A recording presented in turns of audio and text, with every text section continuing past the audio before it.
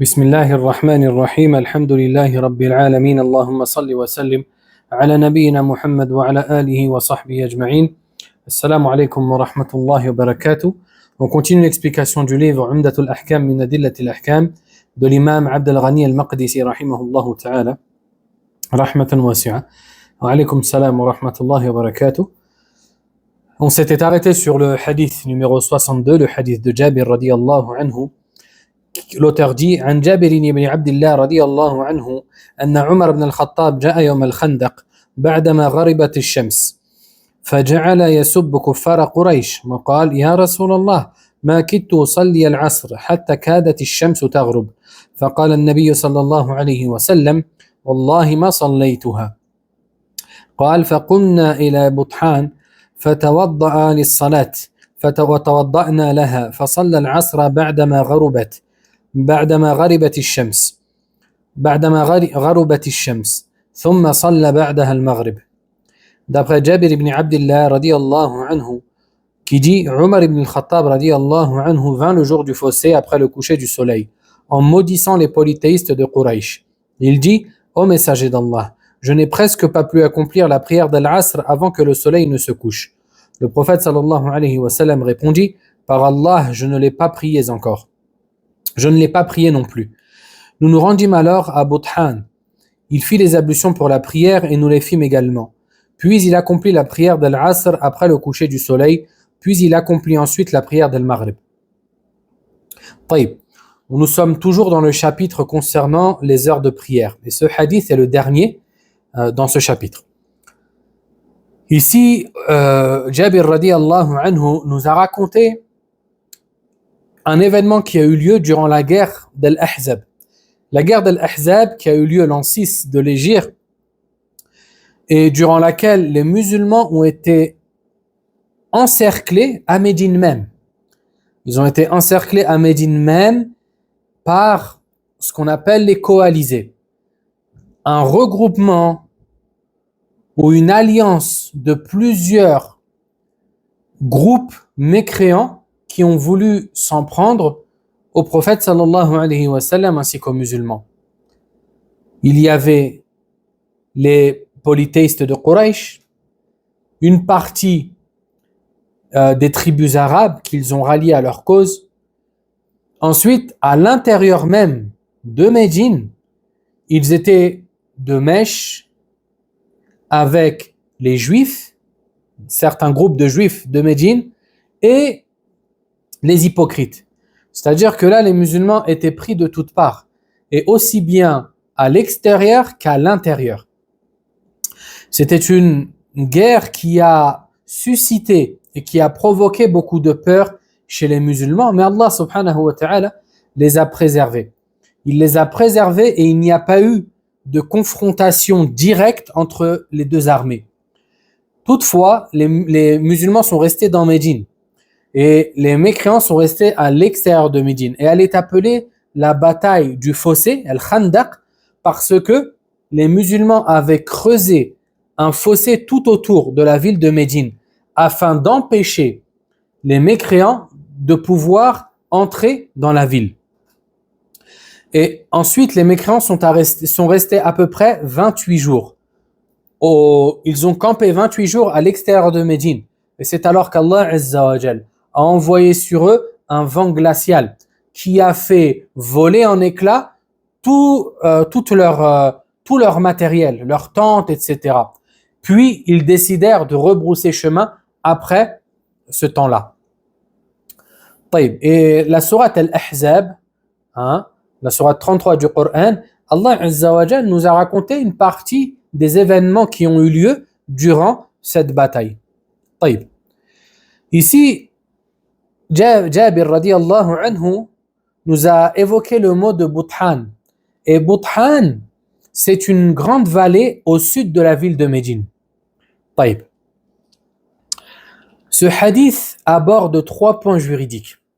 Premièrement, la légitimité de prier en groupe les prières que l'on rattrape.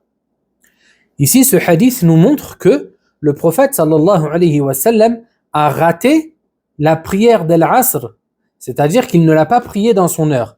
Il ne l'a priée qu'après que le soleil se soit couché.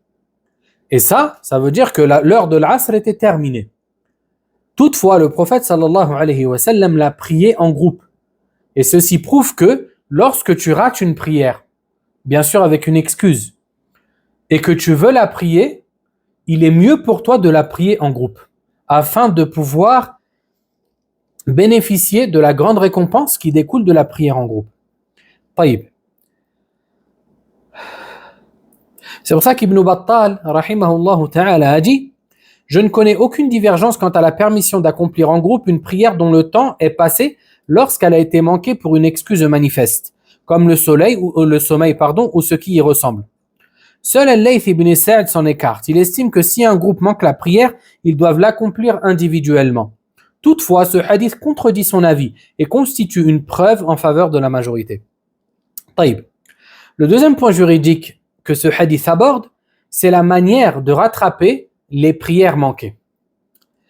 Et ici, il faut partir d'un principe qui est que, en arabe, on dit al-qada yahki al-ada. Ce qui veut dire que ce que tu as manqué, l'acte que tu as manqué, doit être effectué de la même manière que l'acte lorsque tu le fais dans son temps. Par exemple, si tu as raté par exemple la prière d'Al-Maghrib et que tu t'en es rendu compte que le lendemain à Dhuhr, d'accord, alors qu'il fait jour. On part de la règle qu'on a dit. La prière d'Al-Maghrib, c'est une prière normalement que l'on fait à voix haute. Donc, tu vas l'accomplir à voix haute. Tu vas la rattraper à voix haute, même si tu la rattrapes durant le jour. Il en est de même pour les prières que tu aurais ratées, les prières de jour que tu aurais ratées et que tu voudrais rattraper durant la nuit. Tu les rattraperais alors de manière à voix basse et non pas à voix haute parce que tu te trouves dans la nuit. Et à ce sujet, il y a le hadith d'Abu Qatada radiyallahu anhu qui nous raconte qu'un jour le prophète sallallahu alayhi wa sallam et ses compagnons ont raté la prière d'Al-Fajr. Ils ont raté la prière d'Al-Fajr. C'est alors que le prophète sallallahu alayhi wa sallam accomplit cette prière de la même manière qu'il la faisait chaque jour. Le hadith a été rapporté par l'imam Muslim rahimahullah ta'ala. Taïb. Le troisième et dernier point juridique qu'aborde ce hadith, c'est le jugement concernant le rattrapage des prières délaissées volontairement. Là, juste avant, on a vu, et il s'agissait des prières qui ont été ratées avec une excuse valable, religieusement parlant. C'est-à-dire une personne qui s'est endormie et qui s'est réveillée qu'après l'heure de la prière. Une personne qui a oublié de prier. Voilà, ça, ce sont des excuses valables religieusement. Là, on va aborder le cas d'une personne qui délaisserait les prières volontairement. C'est-à-dire qu'il ne les prie pas à l'heure volontairement. Qu'Allah Azza wa Jalla nous en préserve. Premièrement, il faut savoir que les savants sont unanimes quant au fait que celui qui délaisse volontairement la prière jusqu'à ce que l'heure se termine, celui-ci est coupable d'un péché. Il est fautif et ce n'est pas un acte léger dans notre religion. Certains savants ont considéré qu'agir de la sorte est un acte de mécréance. C'est-à-dire que celui qui agit comme ça n'est plus musulman. Afin de vous montrer la gravité de cet acte-là. Et ce n'est pas un acte à prendre à la légère. Taïb. Ensuite, ils ont divergé. Quant à savoir, est-ce que celui qui agit de la sorte doit rattraper ses prières ou pas? Le premier avis consiste à dire qu'il est obligatoire pour lui de rattraper ses prières. Et ça, c'est l'avis de la majorité des savants. Parmi eux, les 4 imams. Abu Hanifa, Malik, Shafi'i et Ahmed, rahimahumullah ta'ala. Ils se sont appuyés sur des textes généraux, comme par exemple la parole d'Allah Azza wa Jal, wa aqimis salata li dhikri, et accomplis la prière pour te souvenir de moi. Ou encore la parole d'Allah Azza wa Jal, wa aqimus salata wa atuz zakat warka'u ma'ar raki'in. Accomplissez la prière, acquittez-vous de la zakat et inclinez-vous avec ceux qui s'inclinent. Et ces textes indiquent l'obligation de la prière en toutes circonstances. Il n'est donc pas permis de délaisser la prière, d'accord, si ce n'est avec, il n'est donc pas permis de restreindre ces textes-là qui sont généraux, si ce n'est avec une preuve. Le deuxième avis consiste à dire qu'il n'est pas légitime à la personne qui a délaissé des prières volontairement de les rattraper. Et ça, c'est l'avis de Al-Zahiriyya, et c'est le choix qui a été adopté par Cheikh al-Islam ibn Taymiyyah rahimahullah, et parmi les contemporains, le Cheikh ibn Uthaymin rahimahullah ta'ala. Ils se sont appuyés sur les arguments suivants. Premièrement, la parole d'Allah Azza wa Jal, فَوَيْلٌ لِلْمُصَلِّينَ الَّذِينَ هُمْ عَنْ صَلَاتِهِمْ سَاهُونَ. Malheur à ceux qui prient, ceux qui sont négligents envers leur prière. Ensuite, la parole d'Allah Azza wa Jal, فَخَلَفَ مِن بَعْدِهِمْ خَلْفٌ أَضَاعُوا الصَّلَاةَ وَاتَّبَعُوا الشَّهَوَاتِ فَسَوْفَ يَلْقَوْنَ غَيًّا. Puis leur succédèrent des générations qui délaissèrent la prière et suivirent leur passion.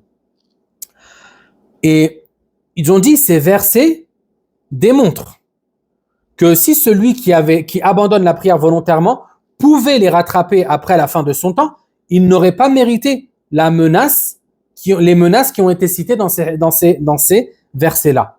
Parce qu'il aurait recouvert sa faute, si je puis dire. Ensuite, ils se sont appuyés aussi sur le hadith du prophète sallallahu alayhi wa sallam qui dit: celui qui accomplit un acte qui n'est pas conforme à notre ordre, cet acte est rejeté. Et le hadith a été rapporté par Al-Bukhari et Muslim. Ici, le prophète sallallahu alayhi wa sallam nous dit que si tu accomplis un acte qui n'est pas conforme à la législation, cet acte n'est pas accepté. Et on sait que parmi les deux conditions de validité d'une action, il y a la conformité à la sunna du prophète sallallahu alayhi wa sallam. Et ici, la personne qui a prié la prière hors de son temps, il a accompli une action qui n'est pas légiférée, qui n'est pas conforme à la sunna du prophète sallallahu alayhi wa sallam. Puisqu'Allah Azza wa Jal a délimité les prières et leur a donné un temps fixe. C'est dans ce temps-là qu'il faut les prier. C'est comme si une personne dirait: je délaisse le jeûne du mois de Ramadan et je vais le jeûner durant Sha'ban, sans aucune raison. Son acte ne serait pas accepté parce qu'il a accompli l'action hors de son temps. Et ensuite, ils se sont appuyés aussi sur l'analogie. Ils ont dit, une personne qui prierait la prière obligatoire avant son heure, cette dernière ne serait pas acceptée, et ceci à l'unanimité des savants. Quelle est donc la différence entre celui qui l'a pris avant son temps et celui qui l'a pris après son temps? Il n'y a pas de différence. De ce fait, son acte n'est pas légitime. Et en vue des preuves, le deuxième avis est le plus proche, wallahu a'lam. Parce que la prière, Allah Azza wa Jal nous a ordonné de l'accomplir durant un temps prescrit. Il n'est donc pas autorisé et il n'est donc pas valable que de l'accomplir après son temps. C'est comme si une personne voudrait faire le Hajj durant le mois de Safar. Or que le Hajj a un temps fixé. Ceci ne serait pas accepté à l'unanimité. Il en est de même pour celui qui retarde la prière volontairement. Wallahu a'lam. Et cela, ça ne veut pas dire que celui qui délaisse la prière, il y a pour lui une facilité dans cet avis-là. Non, au contraire. Cet avis-là doit lui faire peur. Parce qu'il doit comprendre à travers ce dernier que s'il délaisse son acte, s'il délaisse la prière durant son heure, il ne pourrait la rattraper. Il ne pourra pas la rattraper.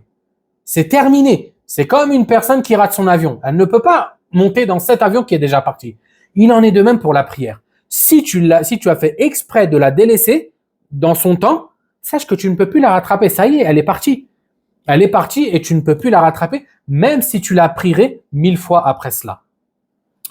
Ensuite, ce qu'il incombe à une personne qui a été négligente envers la prière, qui a délaissé des prières, etc. Ce qui lui incombe premièrement, c'est de se repentir sincèrement auprès d'Allah Azza wa Jal. Et celui qui se repent, Allah accepte de lui son repentir, bi'idhnillah.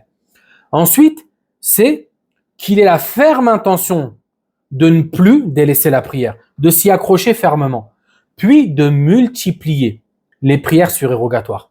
Peut-être qu'Allah effacera ou comblera ses manques dans la prière obligatoire par ses prières surérogatoires. Wallahu ta'ala yuwaffiqul jami'. طيب. Concernant les points bénéfiques de ce hadith. Premièrement, il indique qu'il est permis de tenir des propos hostiles au mécréant qui est hostile envers la religion et le mécréant qu'on appelle al-muharib. Parce que les mécréants n'ont pas tous ne sont pas tous dans le même groupe. D'accord? Les mécréants, selon notre interaction avec eux, ils vont différer. Et ils vont se diviser en 3 groupes, ou en 4 groupes, pardon. On a ce qu'on appelle al-dhimmi. Al-dhimmi, c'est le mécréant qui habite dans un pays musulman et avec lequel il y a un pacte de non-agression et de paix. Et ce mécréant est soumis à ce qu'on appelle al-jizya, cet impôt qu'il doit payer au gouvernement musulman et qui lui assure la sécurité et la possibilité de vivre en toute tranquillité et de pouvoir même pratiquer sa religion dans le cercle privé, d'accord, alors qu'il se trouve dans un pays musulman. Et ce qui lui assure aussi le fait que si ce pays musulman est attaqué, il n'a pas à aller se battre. Il n'a pas à aller défendre le pays musulman, mais ce sont les musulmans qui doivent s'occuper de cela. D'accord? Ici, al-jizya, cette taxe, elle est prise en échange de tous ces services. Taïb, ça c'est la première catégorie. Ensuite, on a al-musta'min. Al-musta'min, c'est le mécréant qui a demandé au gouvernement musulman de lui accorder protection afin qu'il puisse entrer dans le pays en toute sécurité. Et ensuite, on a al-mu'ahad. Al-mu'ahad, pareil, c'est le mécréant avec lequel il n'habite pas avec les musulmans, mais il y a un pacte de non-agression et de paix qui est établi entre les deux parties. Ainsi, les deux se respectent et l'un n'a pas le droit d'attaquer l'autre. Et ensuite, on a le harbi, le mécréant hostile, le mécréant qui a déclaré la guerre. Et ça, c'est en période de guerre. D'accord? Ça, c'est en période de guerre. Et ce sont, en gros, les mécréants qui attaqueraient un pays musulman et entre qui il y aurait une guerre. Taïb. Concernant les 3 premières catégories, al-dhimmi, al-musta'min, al-mu'ahad. Ces 3 catégories-là, lorsqu'ils sont dans un pays musulman ou lorsque les musulmans vivent avec eux, il est strictement interdit de s'en prendre à eux. D'accord? Et les textes sont venus menacer celui qui s'en prendrait à eux. Ou celui qui briserait le lien, le pacte de paix qu'il y a entre les deux parties. Ça, c'est strictement interdit. Et c'est là où on comprend l'énormité dans notre religion que de s'attaquer à des civils, que de pratiquer des attentats, etc. Ceci est strictement interdit dans notre religion. Le prophète sallallahu alayhi wa sallam a même dit « Quiconque s'en prend à un mu'ahad ou à un dhimmi, un mécréant avec qui il y a un pacte de paix, ne sentira pas l'odeur du paradis. » Et le hadith est authentique. Ça, c'est une menace très sévère. Ainsi, notre religion a assuré la sécurité à celui qui la demande. Celui qui demande la sécurité lui est accordée. وَإِنْ أَحَدٌ مِّنَ الْمُشْرِكِينَ اسْتَجَارَكَ فَأَجِرْهُ حَتَّى يَسْمَعَ كَلَامَ اللَّهِ ثُمَّ أَبْلِغْهُ مَأْمَنَهُ. Allah Azza wa Jalla, regardez dans Surat At-Tawbah. Surat At-Tawbah qui était appelée Al-Fadiha, et c'est une sourate dans laquelle Allah Azza wa Jalla a énormément parlé des interactions ou des règles qu'il y a lors de la guerre, lors des conflits, etc. Ici, Allah Ta'ala, dans la première page, il dit au prophète sallam, et si un polythéiste te demande protection, alors accorde-la lui afin qu'il entende la parole d'Allah et détermine-lui et fais-le atteindre la position dans laquelle il sera en sécurité. Ainsi, notre religion, alhamdulillah, elle n'appelle pas à la fawda, elle n'appelle pas à faire du mal aux autres, même si ces autres sont en contradiction avec nous dans notre propre dogme, même si on considère que ces autres insultent le Seigneur que l'on adore. Bien sûr, ça ne veut pas dire qu'on accepte et qu'on approuve ce qu'ils font. Bien au contraire, on déteste cela avec nos cœurs. Et si on n'a pas la possibilité de le dire, on défend notre religion avec notre langue.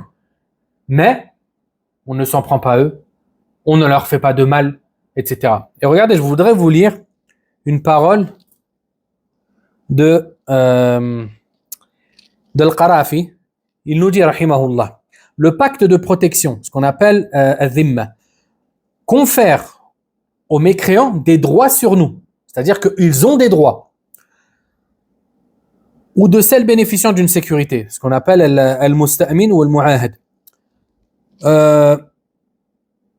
Il nous dit, le pacte de protection leur confère des droits sur nous, car ils sont sous notre voisinage, sous notre sauvegarde, sous la garantie d'Allah, de son messager et de la religion de l'islam. Celui qui les agresse, ne fût-ce qu'avec une mauvaise parole, une injustice, une médisance portant atteinte à leur honneur, à l'honneur de l'un d'eux, ou n'importe quelle forme de nuisance, ou qui aide à cela à manquer à la garantie d'Allah, de son messager et de la religion de l'islam. Ainsi, sachez, avec toute sérénité et certitude, que notre religion n'appelle pas à ce qu'on veut lui coller, toutes les étiquettes qu'on veut lui coller.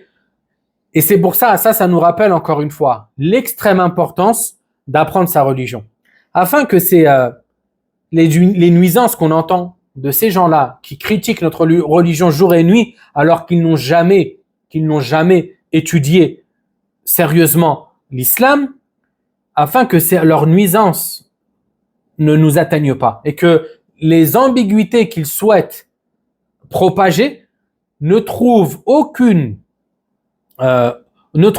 passage afin de pouvoir t'atteindre. Taïb. Et ici, Umar radiyallahu anhu, dans ce hadith, il a insulté les mécréants de Quraysh.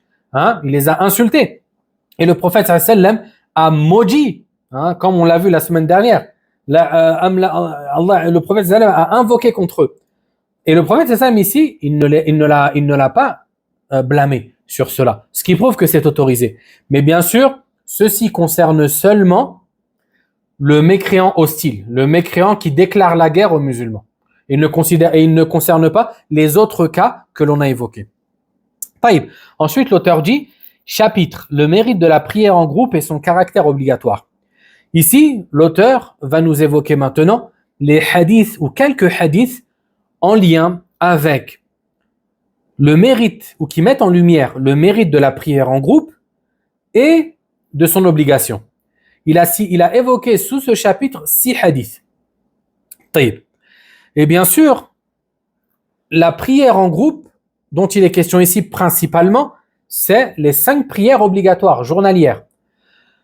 Et elle a été appelée prière en groupe parce que les musulmans, ou une partie des musulmans, les hommes en l'occurrence, se rassemblent dans un même lieu et dans un même temps. C'est pour ça qu'elle a été appelée Salatul Jama'a, la prière en groupe. Taïb. Toutefois, les prières en groupe ou la prière en groupe, ce terme-là, d'une manière plus générale, va englober d'autres formes de prière, comme la prière de l'Eid, les 2 prières de l'Eid, la prière du Jumu'ah, la prière du vendredi, ou encore le jour de la station de Arafat, le jour du Hajj. Taïb. Et Allah Azza wa Jal, à travers la légifération de la prière en groupe, a voulu que plusieurs sagesses et plusieurs bénéfices se concrétisent. Parmi les plus grands, il y a le fait de manifester les rites de l'islam, ce qu'on appelle Sha'a'iruddin. Ensuite, Allah Azza wa Jal a établi cela en guise de forme ou de précepte de culte, afin que les musulmans se rapprochent d'Allah Azza wa Jal à travers cet acte-là. Parmi aussi les bénéfices ou les sagesses derrière cela, il y a l'union des cœurs et l'union de la parole des musulmans, approfondir l'amour et la connaissance mutuelle, ainsi que plein d'autres sagesses tournant autour de cela. Et sachez que dans notre religion, l'union des cœurs, c'est l'un des buts principaux de l'islam. Le fait que les musulmans s'accordent, les musulmans s'entendent, qu'il n'y ait pas de conflit entre eux. Ça, c'est l'un des buts principaux de l'islam. Ainsi, sachez que tout acte menant à la division, à la mésentente, ce sont des actes qui ne sont pas agréés par Allah Azza wa Jal. Et bien sûr, l'union doit se faire autour de la vérité. L'union doit se faire autour de la vérité. Et ça, c'est quelque chose de fondamental. C'est pour ça que Ahlus Sunnah, ils s'appellent Ahlus Sunnah wal Jama'a, les gens de la Sunna, car ils se sont réunis autour de la Sunna du prophète sallallahu alayhi wa sallam, et du groupe. Et ils se sont unis. Ils ne se sont pas divisés. Et à ce sujet, Allah Azza wa Jalla nous dit très clairement dans Surat Ali Imran, وَاعْتَصِمُوا بِحَبْلِ اللَّهِ جَمِيعًا وَلَا تَفَرَّقُوا. Et cramponnez-vous tous à la corde d'Allah et ne vous divisez point. Ça, il y a un ordre et une interdiction en même temps. L'ordre, c'est de se cramponner tous ensemble à la corde d'Allah, qui est la révélation. Et l'interdiction, c'est de ne point se diviser. Taïb. Le cheikh débuta ce chapitre par le hadith de Abdullah ibn Umar et le hadith d'Abu Huraira. Il nous dit عن عبد الله بن عمر رضي الله عنهما أن رسول الله صلى الله عليه وسلم قال صلاة الجماعة أفضل من صلاة الفذ ب27 درجة.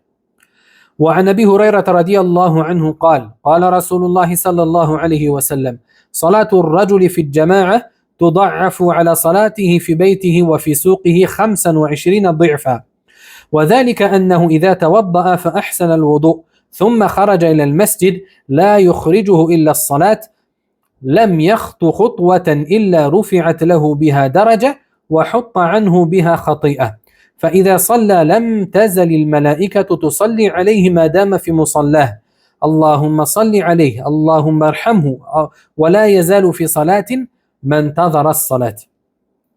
L'auteur nous dit, d'après Abdullah ibn Umar radiyallahu anhuma, le messager d'Allah sallallahu alayhi wa sallam a dit, la prière en groupe est supérieure à la prière de l'homme seul de 27 degrés. Et d'après Abu Huraira radiyallahu anhu, le messager d'Allah sallallahu alayhi wa sallam a dit, la prière d'un homme en groupe est multipliée par rapport à sa prière chez lui ou dans son marché par 25 fois. Cela parce que lorsqu'il accomplit ses ablutions et les fait parfaitement, puis sort vers la mosquée, sans être poussé à sortir sinon par la prière, il ne fait aucun pas sans qu'un degré ne lui soit élevé et qu'une faute ne lui soit effacée. Puis quand il a fini sa prière, les anges ne cessent d'invoquer pour lui tant qu'il demeure à sa place de prière. Oh Allah, prie sur lui. Oh Allah, fais-lui miséricorde. Oh Allah, pardonne-lui. Et il est en état de prière tant qu'il attend la prière. Taïb. Ici, l'auteur nous a évoqué ces deux hadiths qui mettent dans un premier temps en lumière le mérite de la prière en groupe sur la prière individuelle. Et ces deux hadiths abordent 3 points juridiques. Premièrement, on voit qu'il y a 2 récompenses qui ont été évoquées. Dans le hadith d'Abdullah ibn Umar, le prophète sallallahu a dit que la prière en groupe est supérieure à la prière individuelle de 27 degrés. Alors que dans le hadith de Abu Huraira, le prophète sallallahu a dit qu'elle est meilleure de 25 degrés. On a 25 degrés et 27 degrés. Ici, les savants, pour répondre à ce sujet, ils ont utilisé 2 voies. La première, c'est la voie du favoritisme ou de la préférence. C'est ce qu'on appelle le tarjih. Ils ont dit que le hadith concernant 27 degrés a été rapporté par plus de rapporteurs, donc c'est lui qu'on doit privilégier. Et d'autres ont dit non. Ici, on va utiliser ce qu'on appelle al-jam', la combinaison, le fait de concilier entre les deux hadiths. Et de ce fait, ils ont évoqué plusieurs hypothèses, plusieurs explications. Ibn Hajar, rahimahullah ta'ala, en a recensé une dizaine. Parmi celles-ci, certains ont dit que mentionner un nombre moindre n'exclut pas le nombre élevé, le nombre plus élevé. Ainsi, citer 25 degrés n'empêche pas qu'il y ait 27 degrés. Ensuite, on va revenir sur quelque chose. Car le concept numérique est faible et n'est pas pris en compte par la majorité des juristes. Ibn Rajab, rahimahullah ta'ala, dit le nombre n'a pas de sens conceptuel pour beaucoup de savants. Ici, quand on dit 27 degrés ou 25 degrés, qu'est-ce que ça veut dire? Lorsqu'on dit que la prière en groupe est meilleure que la prière individuelle de 25 degrés. C'est-à-dire qu'elle est meilleure que la prière individuelle de 25 fois. Hein? Dans la récompense, elle est meilleure de 25 ou 27 fois. Taïb. La deuxième explication qu'ils ont apportée, ils ont dit il est possible que le prophète sallam ait d'abord mentionné les 25 degrés, puis qu'Allah lui ait révélé l'augmentation du mérite, d'où la mention des 27. Taïb. Ensuite, certains dirent la différence peut dépendre de l'état du priant. Ça dépend de celui qui prie, hein, selon sa concentration, selon son recueillement, etc. Il peut être plus ou moins récompensé. D'autres ont dit encore que la différence peut dépendre du nombre de fidèles dans le groupe. Plus la jama'a, plus le groupe est grand, plus la récompense sera importante. Et ça, il y a des textes qui sont venus, comme on va le voir par la suite, Inch'Allah, souligner ou appuyer cet avis-là. Quoi qu'il en soit, ce qui est sûr, c'est que le prophète sallallahu alayhi wa sallam a affirmé les deux. Et le prophète sallallahu alayhi wa sallam ne parle pas poussé par ses passions. Il est donc totalement possible que le prophète sallallahu alayhi wa sallam au début a évoqué les 25 degrés, puis qu'Allah azza wa jal lui a révélé que, en gros, qu'il lui a révélé que maintenant c'est 27 degrés, et ceci par pure miséricorde de sa part, subhanahu wa ta'ala. Taïb. Le deuxième point juridique qu'abordent ces deux hadiths, c'est combien faut-il de priants pour constituer un groupe et afin d'obtenir cette récompense. Les deux hadiths montrent que le mérite attaché à la prière en groupe s'obtient à partir de deux, d'accord, de deux personnes. Parce que le plus petit, le minimum du pluriel en arabe, c'est deux. À partir de deux, on est considéré comme un groupe. Taïb. C'est pour ça qu'Al-Bukhari, rahimahullah ta'ala, a intitulé un chapitre dans son Sahih, il a dit chapitre 2 et plus forment un groupe. Et ensuite, il a évoqué ces hadiths-là. Taïb. Et le prophète sallallahu alayhi wa sallam, un jour, il a dit à Malik ibn al-Huwayrith, radiyallahu anhu et ses compagnons, quand c'est l'heure de la prière, prononcez al-adhan, que l'un d'entre vous fasse al-adhan, l'appel à la prière, et que celui qui est le plus grand parmi vous serve d'imam. Et ici, le prophète sallallahu alayhi wa sallam s'est adressé à deux personnes. Ils étaient deux, d'accord, Malik ibn al-Huwayrith et son compagnon. Ce qui prouve que la prière en groupe débute des deux personnes. Sinon, le prophète sallallahu alayhi wa sallam ne leur aurait pas dit que l'un d'entre vous soit l'imam et que vous devez prier en groupe. Il leur aurait dit seulement prier. Hein, prier. Taïb. Et plus explicite que cela, le hadith d'Abu Sa'id al-Khudri, radiyallahu anhu, le prophète sallallahu alayhi wa sallam, un jour, il vit un homme prier seul. Et là, il dit à ses compagnons, qui donc fera aumône à celui-ci en priant avec lui? Et le hadith a été rapporté par Abu Daoud, At-Tirmidhi et d'autres, avec une chaîne de transmission authentique. Ici, le prophète sallallahu alayhi wa sallam a vu un homme prier seul et il a enjoint à ses compagnons que l'un d'entre eux prie avec lui afin qu'il prie en groupe. Taïb. Ibn Rajab, rahimahullah ta'ala, a dit je ne connais aucun désaccord sur le fait que la prière en groupe se forme dès que deux personnes accomplissent la prière, pourvu qu'elle soit responsable, mukallaf, même si la participante est une femme. Ainsi, une personne, par exemple un homme, parce que ça concerne les hommes, d'accord? Ça concerne les hommes, bien que les femmes puissent prier en groupe et qu'il est préférable aussi pour elles de prier en groupe afin d'avoir cette récompense. Si un homme, par exemple, il s'est réveillé en retard, il ne peut pas aller à la mosquée, la prière est finie, ou la prière à la mosquée est terminée, le mieux pour lui, Le mieux pour lui, c'est de prier avec quelqu'un chez soi, avec quelqu'un chez lui. Que ça soit son épouse, que ça soit sa mère, son fils, etc. Ce que je veux dire, c'est que même si c'est une femme, la récompense est, euh, est établie, Inch'Allah. Parce que même s'il prie avec une femme, c'est considéré comme une prière en groupe. Et ici, j'attire votre attention quant au fait qu'il n'incombe pas à la personne que de délaisser la prière en groupe. La prière en groupe, c'est une récompense énorme. Regardez, le prophète sallam nous dit que la prière en groupe est 25 ou 27 fois meilleure que la prière tout seul. Et ça, c'est une récompense énorme qu'il ne convient pas de délaisser. Taïb. Le troisième point juridique qu'aborde ce hadith, ou ces deux hadiths, c'est de savoir, est-ce que la prière en groupe garde son mérite, même si elle est priée en dehors de la mosquée? Une personne qui prie en groupe chez lui, pardon. Est-ce que ce mérite-là est établi ou pas? Lorsqu'on regarde des textes, en l'occurrence les deux hadiths qu'on a entre nos mains, on s'aperçoit qu'ils sont généraux. Ils sont généraux. Le prophète sallam n'a pas dit celui qui prie à la mosquée. Non, il a évoqué ce mérite de la prière en groupe de manière non restrictive. De ce fait, il incombe de laisser le hadith dans sa portée générale et de ne le restreindre qu'avec une preuve. Ainsi, une personne qui va prier en groupe chez lui aura cette récompense, Inch'Allah. Toutefois, plus le groupe sera grand, plus la récompense sera importante. Et plus, je veux dire, l'acte sera aimé auprès d'Allah Azza wa Jal. Et le hadith d'Ubay ibn Ka'b radiyallahu anhu nous reflète bien cela. Le prophète sallallahu alayhi wa sallam a dit: la prière d'un homme avec un autre est plus méritoire que sa prière seule. Et la prière d'un homme avec deux autres est plus méritoire que sa prière avec un seul. Et plus le nombre est grand, plus cela est aimé d'Allah Azza wa Jal. Et le hadith a été rapporté par Abu Daoud ainsi qu'Ibn Majah avec une chaîne authentique. Taïb. Concernant les points bénéfiques que l'on tire de ces deux hadiths. Premièrement, le hadith d'Abu Huraira nous indique la légitimité de prier dans les marchés.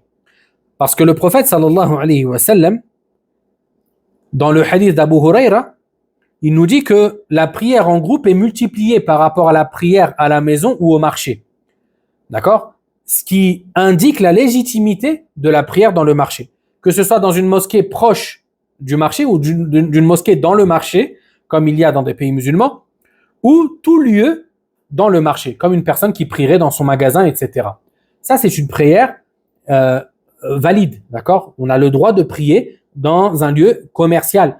Bien sûr, je parle dans un contexte islamique et je parle d'un point de vue de validité, parce que certains peuvent se dire « Ah non, c'est peut-être pas autorisé de prier dans un tel lieu ». Surtout quand il a connaissance des textes relatant le fait que les lieux les plus détestés, les lieux de ce bas monde les plus détestés par Allah Azza wa Jal sont les marchés. Taïb. Le deuxième point bénéfique que l'on tire, c'est le mérite de marcher, de se déplacer vers les mosquées.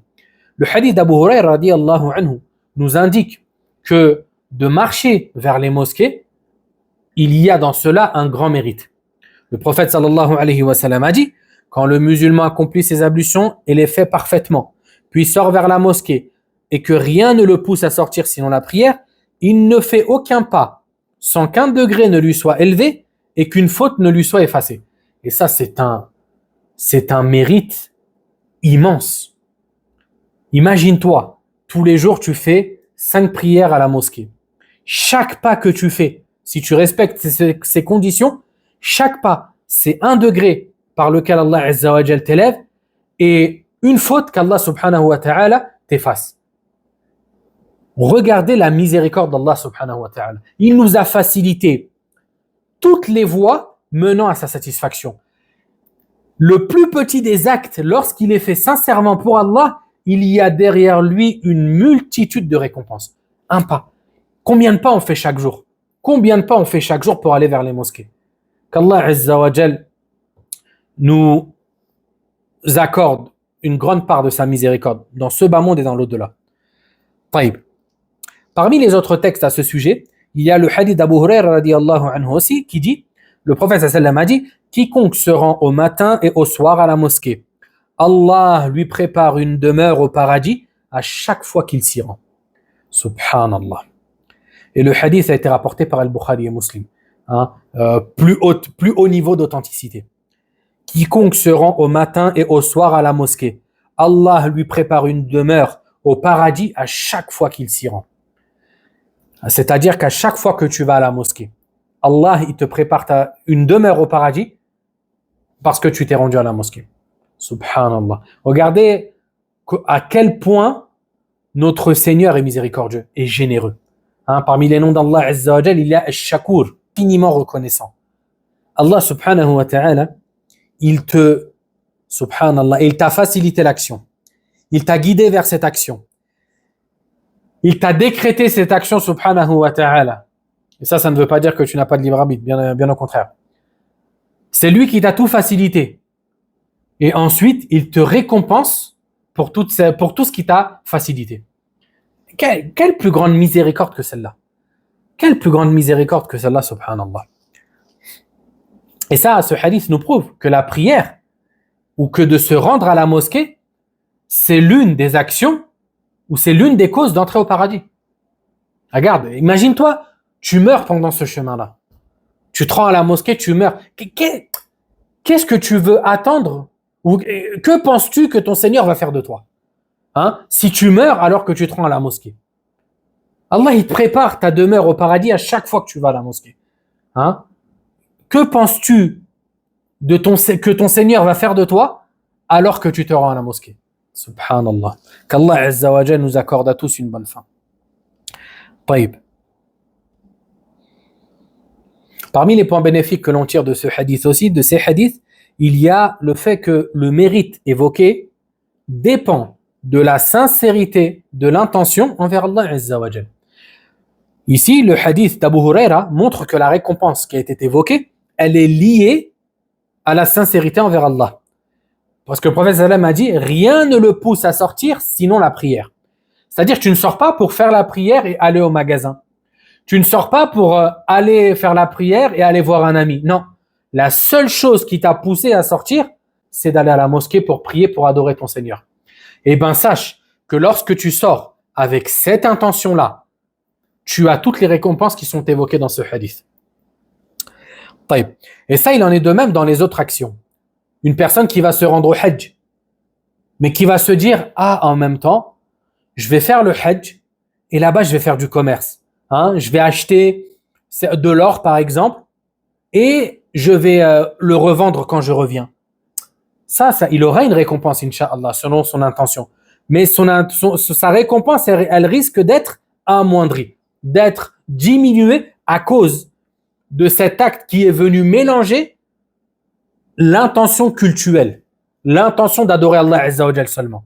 C'est pour ça qu'en réalité, une personne qui veut faire le Hajj, une personne qui veut faire la Umrah, il ne faut pas qu'elle se dise « Ah ouais, je vais en profiter aussi, je vais faire du commerce ou je vais y aller aussi pour acheter ceci et cela. » Non. Il vient sincèrement pour Allah, exclusivement pour adorer Allah Azza wa Jal. Et ensuite, une fois qu'il a terminé, s'il veut ou si elle veut aller faire les boutiques, etc., il n'y a pas de mal. Mais l'intention première, il faut qu'elle soit exclusivement pour Allah Azza wa Jal, afin de pouvoir acquérir la plus grande part de récompense. Et il en est de même pour la hijra, l'émigration, pardon. Certains peuvent se dire, je vais émigrer aussi pour X ou X raison. D'accord? Non. Ton intention, laisse-la purement pour Allah Azza wa Jal. Taïb. Ça, j'en profite. Pareil pour lorsque tu fais une aumône. Allah Azza wa Jal, dans le Coran et le prophète sallallahu alayhi wa sallam à travers la sunna, nous ont informé que celui qui dépense dans le sentier d'Allah, celui qui fait des sadaqat, des aumônes, etc., Allah Azza wa Jal va lui donner en retour. Il va lui donner en retour. Et que, comme le prophète sallallahu alayhi wa sallam a dit par exemple, il n'y a pas une aumône qui a diminué des biens de celui qui l'a faite. D'accord? Ça, une personne qui veut faire une sadaqa, quelle est l'intention qu'il doit avoir? L'intention qu'il doit avoir, en fait, il faut qu'il fasse la distinction entre deux choses. Entre son intention lorsqu'il fait la sadaqa, lorsqu'il fait l'aumône, et sa certitude qu'il a qu'Allah Azza wa Jal va lui remplacer ce qu'il a donné par meilleur. Mais il ne faut pas que son intention, ça soit de donner afin qu'Allah Azza wa Jal lui donne plus. Parce qu'ici, son intention va être mélangée. Parce qu'il a voulu, à travers son action, des intérêts mondains. Non, lui, il fait l'intention sincèrement pour Allah, en recherchant la satisfaction d'Allah subhanahu wa ta'ala. Mais il garde en tête la certitude du fait que celui qui donne, Allah va lui donner encore meilleur. Il va lui donner encore plus. D'accord? Et là, il n'y a pas conflit dans son cœur, dans l'intention. Parce que lui, il la donne sincèrement. Mais il est sûr et certain qu'Allah Azza wa Jal va lui donner encore plus que ce qu'il a dépensé. Et l'un des plus grands moteurs de la sincérité, c'est le fait de cacher ses actions. Le fait de cacher ses actions. Lorsque tu fais des actions, applique-toi à les cacher lorsque ceci est possible. Ça ne veut pas dire « Oh non, je vais plus à la mosquée pour que les gens ne voient plus ce que je fais. Oh, je ne vais plus lire le Coran parce que je ne veux pas que les gens me voient. » Non, parce que ça, il faut faire attention. C'est une porte que l'on risque d'ouvrir à Shaitan. Mais ce que ça veut dire, c'est que lorsque tu fais des actions, ne les rappelle pas. Lorsque tu te trouves tout seul, lorsque tu es seul chez toi, par exemple, multiplie les actes d'adoration, fais des prières surérogatoires, lis le Coran, tout acte d'adoration, évoque Allah Azza wa Jal avec ta langue et ton cœur, etc., etc. Et ces actions-là, ne les dis jamais à personne. Laisse-les entre toi et Allah subhanahu wa ta'ala. Oublie-les comme si tu ne les avais jamais faites. Hein? Et ça, c'est ce qu'on appelle al-khaba'at. C'est pour ça que parmi les pieux prédécesseurs, il y en a beaucoup qui disaient que le croyant se doit d'avoir des actions cachées de ce genre. Des actions que seul Allah Azza wa Jal connaît. Et à ce sujet, il y a plein de récits et de athar des pieux prédécesseurs, qui cachaient leurs bonnes actions le plus possible. Par exemple, Al-Hassan al-Basri, rahimahullah ta'ala, ce grand tabi'i, disait « Si l'homme s'assied dans une assemblée et qu'une émotion le touche, qu'il est touché par une émotion, il doit la retenir. Mais s'il craint d'être submergé, alors il se lève. Il s'écarte pour que les gens ne le voient pas. طيب. Muhammad ibn Wasi' rahimahullah ta'ala rapporte avoir vu des hommes dont la tête reposait sur le même coussin que leurs épouses et dont le visage était trempé de larmes ainsi que le coussin sans que l'épouse ne s'aperçoive de rien. C'est-à-dire il pleurait durant la nuit par crainte d'Allah Azza wa Jal et son épouse qui était à côté de lui, elle ne se rendait même pas compte. Et parmi aussi les salafs, il y en a certains qui disaient un tel a jeûné durant 40 ans. Durant 40 ans ou 20 ans, il jeûnait tel et tel jour sans que sa famille ne le sache.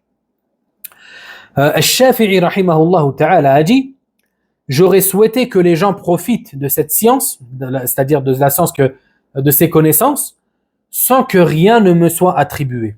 Regardez, subhanallah, la sincérité et comment ils espéraient la récompense d'Allah Azza wa Jal seulement. Même la notoriété, ils ne la voulaient pas.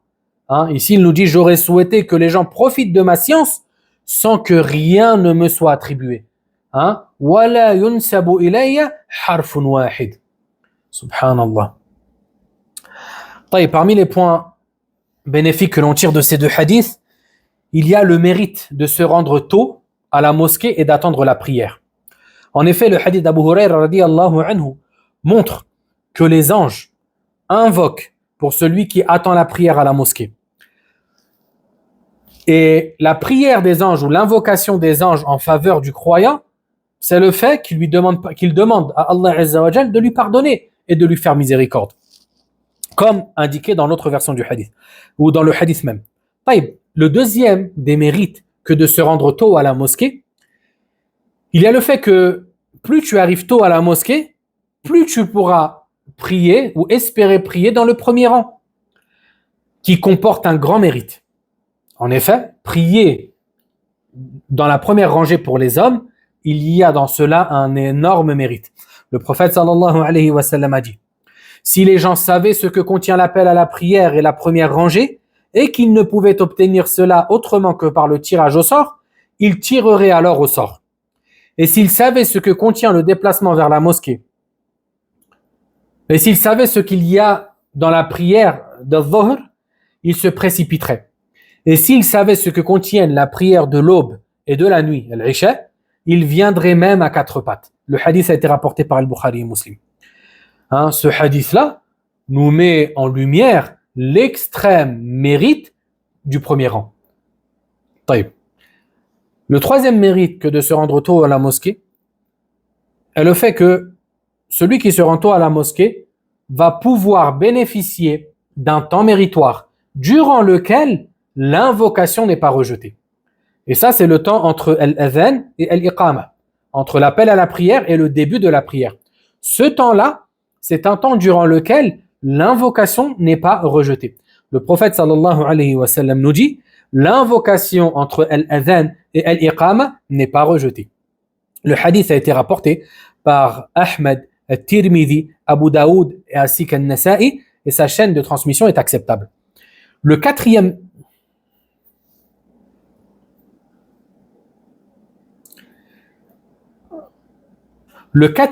mérite que de se rendre tôt à la mosquée va concerner le fait de pouvoir prier directement derrière l'imam, ce qui constitue un acte méritoire. Le prophète sallallahu alayhi wa sallam a dit que se placent derrière moi les doués de raison, puis ceux qui suivent, puis ceux qui suivent. Et ici, le prophète sallallahu alayhi wa sallam, pourquoi il a dit ça? Il a dit ça afin de motiver les gens à prier derrière lui. Parce que si les gens se disent: ah, le prophète sallallahu alayhi wa sallam, il a dit que ceux qui doivent prier derrière lui, ce sont les doués de raison. Moi, je veux être parmi ces gens-là. Du coup, il faut que je prie derrière l'imam directement. Et sachez que la meilleure place dans la mosquée, pour une personne qui prie derrière l'imam, ce sont les places juste derrière l'imam. Ça, ce sont les meilleures places dans le rang. Et ensuite, c'est le premier rang, la partie droite du premier rang, ensuite la partie gauche, à part dans le cas où, sur la partie droite, par exemple, il y aurait 7 personnes, tandis que sur la partie gauche, il n'y a que 2 personnes. Ici, dans ce cas de figure, le mieux, c'est de se mettre sur la gauche et non pas sur la droite. Wallahu a'lam. Et le cinquième mérite que de se rendre tôt à la mosquée concerne le fait de pouvoir accomplir les prières surérogatoires qui sont liées aux prières obligatoires, ce qu'on appelle al-rawatib. Al-rawatib. La prière de Dhuhr et la prière d'Al-Fajr ont une prière surérogatoire qui doit être faite avant la prière obligatoire. D'accord? Et le fait de se rendre tôt à la mosquée, ça permet de pouvoir accomplir ces 2 prières. Aussi, le fait de se rendre tôt à la mosquée, ça permet de prier la prière qu'il y a entre al-adhan et al-iqama. Le prophète sallallahu alayhi wa sallam a dit: il y a entre al-adhan et al-iqama une prière. Et il l'a répété à 3 reprises. Et à la 3e reprise, il a dit: pour celui qui veut. Ce qui prouve que entre al-adhan et al-iqama, il est légiféré, il est recommandé de prier. Bien sûr, cette prière-là, elle est que de 2 unités et elle n'est pas à refaire. Taïb.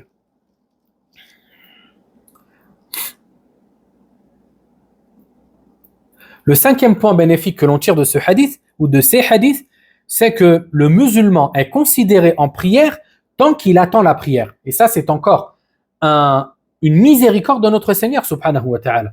Tu attends la prière, tu es considéré comme faisant la prière.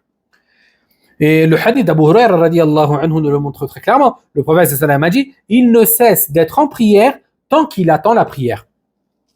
Cependant, ce mérite est soumis à 3 conditions. Premièrement, qu'il ne quitte pas le lieu de prière. Deuxièmement, qu'il ne perde pas ses ablutions. Et troisièmement, que seule l'attente de la prière l'empêche de retourner auprès de sa famille, de retourner chez lui. Et tout cela a été rapporté dans une autre version, ou dans deux autres versions du hadith chez Muslim. Il dit, le prophète sallallahu alayhi wa sallam a dit, l'homme demeure en prière tant qu'il reste dans le lieu de prière. Et les anges disent, oh Allah, pardonne-lui et fais-lui miséricorde. Jusqu'à ce qu'il parte ou qu'il ait un gaz. Et dans une autre version, l'un de vous demeure en prière tant que la prière le retient et qu'elle seule l'empêche de retourner auprès de sa famille. Et comme je vous ai dit, les deux versions, elles ont été rapportées par Muslim. Ce qui veut dire que, par exemple, tu as fini la prière de Dhuhr, tu décides de rester à la mosquée jusqu'à l'Asr. Sache que tout ce temps d'attente, si tu remplis ces trois conditions-là, c'est-à-dire que tu restes dans le lieu de prière, et ça ne veut pas dire que tu es obligé de rester dans le lieu dans lequel tu as prié, mais de rester dans la mosquée. Que tu restes dans la mosquée, que tu ne perdes pas tes ablutions et que seule l'attente de la prochaine prière te retienne de retourner chez toi. En réunissant ces trois conditions, sache que tout le temps que tu vas attendre, c'est comme si tu étais en train de prier. Et ceci, c'est la miséricorde d'Allah Azza wa Jal. Allah subhanahu wa ta'ala nous a créés pour nous faire miséricorde. Et il a facilité toutes les voies menant à son agrément. Wallah. C'est-à-dire que il est extrêmement difficile de ne pas faire des bonnes actions tous les jours. Et ça, c'est pour celui à qui Allah Azza wa Jal a facilité. Taïb. Et même, en fait, on ne peut même pas se dire « Ah non, moi, j'ai du mal à faire cette action, c'est-à-dire, j'aurai pas des hasanat. » Non. Allah subhanahu wa ta'ala a multiplié les bonnes actions. Hein? La bonne action, elle ne se résume pas à faire la prière seulement ou à faire des aumônes. Non, Allah Azza wa Jal, il sait que parmi ses serviteurs, il y aura des gens qui n'auront pas forcément les moyens de faire des aumônes. Il leur a facilité des actions menant à son agrément qui ne comportent pas d'argent. D'accord? Le fait de faire de l'évocation, c'est une aumône. Le fait d'aider quelqu'un, c'est une aumône, ainsi de suite. Taïb. Le hadith nous indique aussi le mérite que d'effectuer ces ablutions avec excellence et perfection. Et que cela est une cause de l'élévation en degré et de l'effacement des péchés. Taïb. Parmi le dernier point bénéfique que l'on tire de ce hadith, c'est la supériorité de la prière en groupe sur la prière individuelle. Et ça, c'est clair. Et je voudrais vous évoquer un récit que Al-Barawi, rahimahullah ta'ala, a rapporté. Il nous dit, j'ai entendu Ubaydullah al-Qawariri dire, il ne m'arrivait presque jamais de manquer la prière de la nuit en groupe. Un jour, un invité est venu et m'a occupé. Puis, je suis sorti pour trouver un groupe pour prier avec eux dans les villages de Basra, Al-Basra, en Irak. Mais les gens avaient déjà prié. Je me suis dit alors, il est rapporté que le prophète sallallahu alayhi wa sallam a dit, la prière en groupe est supérieure à la prière individuelle de 21 degrés, ou 25 degrés, ou 27 degrés. Je suis alors rentré chez moi, et j'ai prié seul la prière de la nuit 27 fois. Puis j'ai rêvé que j'étais avec un groupe de cavaliers, et nous faisions la course. Leurs chevaux devançaient le mien. Alors je le frappais pour les rattraper. Puis le dernier d'entre eux me dit, ne fatigue pas ton cheval, tu ne nous rattraperas pas. Je demandai pourquoi, et il me répondit, parce que nous avons prié la prière de la nuit en groupe. Ici, ce qui est arrivé à Ubaydullah al-Qawariri, bien sûr, c'est un rêve, et on ne tire pas de statut juridique des rêves. D'accord? Ça, c'est une chose établie et claire. Toutefois, il a fait ce rêve-là, et parmi les rêves, il y en a qui sont de la part d'Allah Azza wa Jal. Et ce rêve-là, en fait, il est venu lui... Et parmi les sagesses derrière les rêves, des fois, c'est de t'avertir sur une erreur que tu as faite ou de t'avertir quant à une mauvaise chose qui pourrait t'arriver. Ici, il nous dit qu'il a raté la prière de l'Isha en groupe. Donc, il est rentré chez lui, il l'a prié à 27 reprises. Hein? Et bien sûr, cet acte-là n'est pas légiféré. Il n'est pas légiféré. Parce que le prophète sallallahu alayhi wa sallam, il ne l'a jamais fait. Et il n'a pas appelé à le faire. Ensuite, il a vu ce rêve-là. Hein? Et ce dernier cavalier, qu'est-ce qu'il lui a dit? Il lui a dit, ça ne sert à rien de fatiguer ton cheval. Parce que tu ne rattraperas pas, car nous, on a prié en groupe. D'accord? Et ça fait, wallahu a'lam, ça fait référence à ce qu'il a accompli durant sa nuit. Le fait qu'il ait prié 27 fois. Sache que même ta prière 27 fois ne sera pas égale à ceux qui ont prié en groupe. Wallahu ta'ala a'lam. Taïb, alhamdulillah, on s'arrête ici pour aujourd'hui. S'il y a des questions sur ce qui a précédé, on y répond ensemble, Inch'Allah. Taïb, je remonte le fil. Wa alaykum salam wa rahmatullahi wa barakatuh à tous ceux qui ont dit salam alaykum pendant le cours. Taïb, le crédit en islam. Alors, si la personne est toujours là, le crédit en islam, ça va dépendre.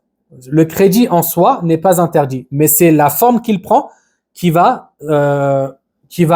statuer sur lui. C'est-à-dire que si le crédit, on entend par là, je te prête 1000 euros, tu me rends 1000 euros dans un mois, ceci, il n'y a pas de souci. Et la personne est même récompensée pour sa bienfaisance envers cette personne qui avait besoin d'argent. Et si on entend par le crédit, les crédits bancaires avec intérêt usuraire, ceci est strictement interdit dans notre religion. Hein? Allah subhanahu wa ta'ala a menacé celui qui se donne à l'usure de lui déclarer la guerre. Et quelle plus grande menace que celle-ci? Taïb. Et bien sûr, ça fait aussi partie des péchés majeurs dans notre religion. Alors, concernant les femmes, le mieux c'est de prier à la maison et on y est seul, alors on fait comment pour avoir la récompense de la prière en groupe? Concernant les femmes, le mieux pour elles, c'est de prier chez elles. Toutefois, la prière en groupe à la mosquée pour les femmes est autorisée, bien sûr en respectant les conditions qu'on a évoquées dans l'avant-dernier cours. Toutefois, sachez que Allah Azza wa Jal, il n'a pas prescrit à la femme ce qu'il a prescrit à l'homme concernant la prière. Le fait qu'il soit obligatoire pour la femme de prier en groupe. Non. Et ce qui est sûr, c'est que la femme qui prie seule chez elle, elle a accompli ce qu'Allah Azza wa Jal lui a ordonné. Et de ce fait, il faut qu'elle soit certaine qu'Allah subhanahu wa ta'ala lui accordera une récompense en accord avec cet acte qu'elle a accompli. Hein? Même si elle n'a pas l'occasion de prier en groupe, qu'elle sache que la miséricorde d'Allah, sa générosité, sa bonté n'a pas de limite. N'a pas de limite. Et lorsque le croyant a accompli l'acte comme il lui a été ordonné, ensuite il ne doit même pas réfléchir. Ah ouais, mais attends, comment va être ma récompense, etc. Allah Azza wa Jal, c'est le généreux par excellence. Allah subhanahu wa ta'ala, il s'appelle Al-Karim, hein, le généreux par excellence. Que pensez-vous? Que pensez-vous? Comment pensez-vous qu'Allah Azza wa Jal va vous récompenser alors qu'il est le généreux par excellence? Si dans ce bas monde, regardez subhanallah, walillahi al-mathalul a'la, et à Allah appartiennent les plus hauts attributs. Si dans ce bas monde, on te dirait que tu as écouté un roi, un gouverneur, tu lui as obéi dans ce qu'il t'a ordonné. Et ce gouverneur est connu pour récompenser gracieusement ceux qui lui obéissent. Comment va être ta joie? Tu ne vas pas te dire, attends, mais combien il va me donner? Est-ce que la récompense, ça va être grande ou pas? Ces questions ne vont même pas te venir en tête parce que tu sais que ce gouverneur est connu pour sa grande générosité lorsqu'on lui obéit. Mais que dire d'Allah Azza wa Jal? Allah subhanahu wa ta'ala, il nous a promis des récompenses énormes. Un paradis qu'il est impossible ou dans lequel il y a des choses qu'aucune vue n'a déjà aperçues, qu'aucune oreille n'a déjà entendu, qu'aucun esprit n'a déjà imaginé. Que pensez-vous donc de la récompense du tout miséricordieux et du très généreux subhanahu wa ta'ala? Qu'Allah Azza wa Jal nous accorde le paradis à tous et à toutes et qu'il nous préserve de son châtiment et du jugement. Taïb. Comment faire pour se repentir dans le détail, mon frère? At-tawbah, le repentir, c'est le fait de regretter, premièrement. Le fait de regretter l'acte mauvais que tu as accompli. De demander à Allah Azza wa Jal qu'il te pardonne. De demander à Allah subhanahu wa ta'ala qu'il te pardonne l'acte que tu as accompli. Et si tu peux l'évoquer en particulier, c'est mieux. Ensuite, c'est d'avoir la ferme résolution de ne plus accomplir le péché dans lequel tu es tombé. Ensuite, si c'est un acte qui est lié à un serviteur, c'est-à-dire que tu as volé, tu as extorqué, etc., un bien à quelqu'un, tu es obligé de lui rendre. Tu lui as volé de l'argent, tu dois lui rendre cette somme d'argent que tu lui as volé. Tu lui as volé un objet en particulier, s'il est toujours en ta possession, tu es obligé de lui rendre cet objet que tu as. Si c'est impossible, parce que tu ne sais pas c'est à qui que tu as volé, ou que l'objet tu l'as perdu, d'accord? Si tu peux lui rendre la valeur, tu lui rends la valeur. Mais si la personne tu ne peux plus la voir et tu ne sais plus où aller, etc. Ici, tu prends, par exemple, tu lui as volé 500 euros. Ces 500 euros-là, tu vas les donner en aumône avec l'intention que c'est pour cette personne-là. Et qu'Allah Azza wa Jal nous pardonne à tous nos fautes. Taïb. Quelle sourate et combien de rak'a? Ah, ça. Il y a certains textes qui sont venus et ont évoqué le fait d'accomplir 2 unités de prière, hein, lors du repentir. Et ça, ce sont 2 unités de prière dans laquelle la personne lit ma tayassara min al-Qur'an, ce qui lui est facilité de lire dans sa prière. Et je ne connais pas de sourate particulière à lire lors de cette prière-là. Wallahu ta'ala a'lam. À quoi sert la notion de degré si toutes les récompenses d'Allah sont inestimables? Ça sert à déjà premièrement, toutes les actions auprès d'Allah ne se valent pas. Il y a des actions qui sont plus méritoires que d'autres.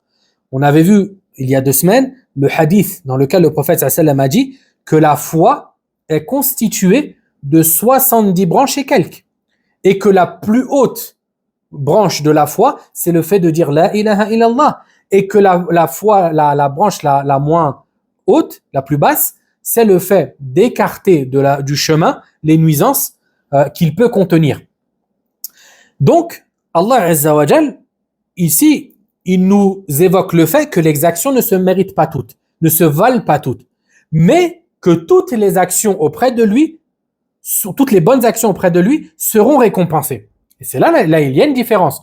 Ici, lorsque le prophète sallallahu alayhi wa sallam te dit que la prière en groupe est meilleure de 27 degrés que la prière individuelle, ça doit te motiver à aller effectuer la prière en groupe afin de pouvoir bénéficier de la plus grande des récompenses.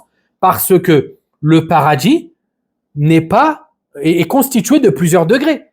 C'est pour ça que le prophète sallallahu alayhi wa sallam nous a dit, lorsque vous demandez le paradis à Allah, demandez al-Firdaus, car c'est l'endroit du paradis qui est le plus élevé et qui est au centre du paradis, c'est-à-dire le meilleur endroit du paradis.